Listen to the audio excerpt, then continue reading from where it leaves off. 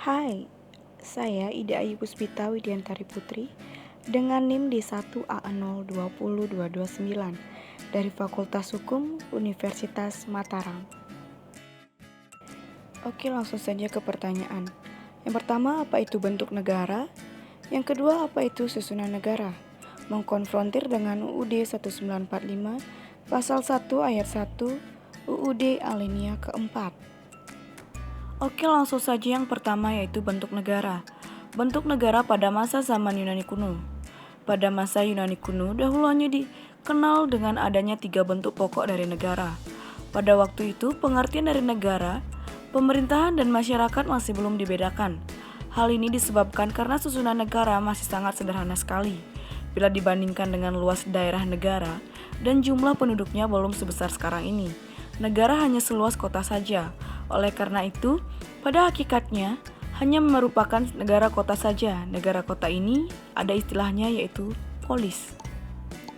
Ada 3 bentuk pokok daripada negara pada masa Yunani kuno tersebut ialah monarki, oligarki, dan demokrasi.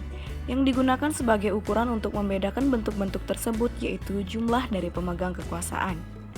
Jika yang memegang kekuasaan itu satu orang, maka bentuk negaranya monarki atau dalam bahasa Yunani monos yang berarti satu, sedangkan archien yang berarti memerintah.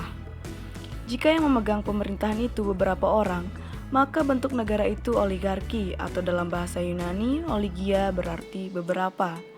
Dan jika yang memegang pemerintahan berakyat, maka bentuk negaranya disebut dengan demokrasi atau dalam bahasa Yunani demos yang berarti rakyat.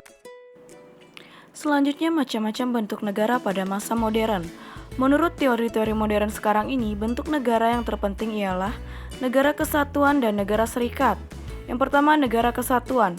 Negara kesatuan adalah bentuk suatu negara yang merdeka dan berdaulat, dengan suatu pemerintahan pusat yang berkuasa dan mengatur seluruh daerah. Namun dalam pelaksanaannya, negara kesatuan ini terbagi ke dalam 2 macam sistem pemerintahan, yaitu sentral dan otonomi. Yang kedua, negara serikat. Negara serikat atau federasi merupakan negara gabungan yang terdiri dari beberapa negara bagian dari sebuah negara serikat. Pada mulanya negara-negara bagian tersebut merupakan negara yang merdeka, berdaulat dan berdiri sendiri.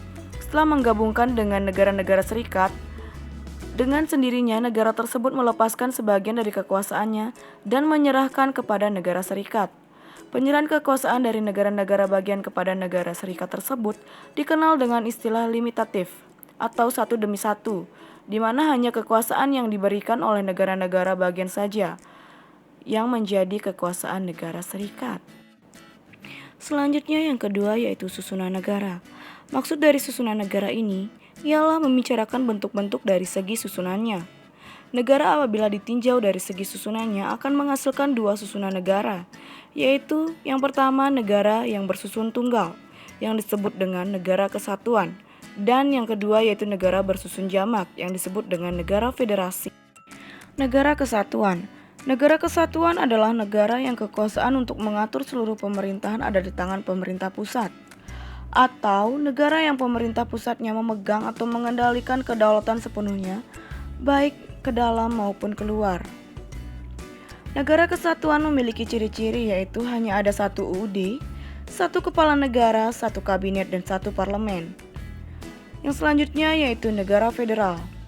Akar kata federalisme yang berasal dari bahasa Latin, feudus, memang berarti serikat atau aliansi. Berbagai wujud federalisme bisa ditemukan di dunia saat ini. Ada beberapa istilah yang sering disebut yang terkait dengan bentuk negara federal. Istilah-istilah ini antara lain yaitu federasi, federal, federalisme, maupun federalisasi, yang sebenarnya mempunyai makna yang berbeda. Negara federal adalah negara yang merupakan gabungan dari beberapa negara yang berdiri sendiri, masing-masing dengan perlengkapannya yang cukup, dengan kepala negara sendiri, dengan pemerintahan sendiri, dan dengan badan-badan legislatif dan yudikatif sendiri.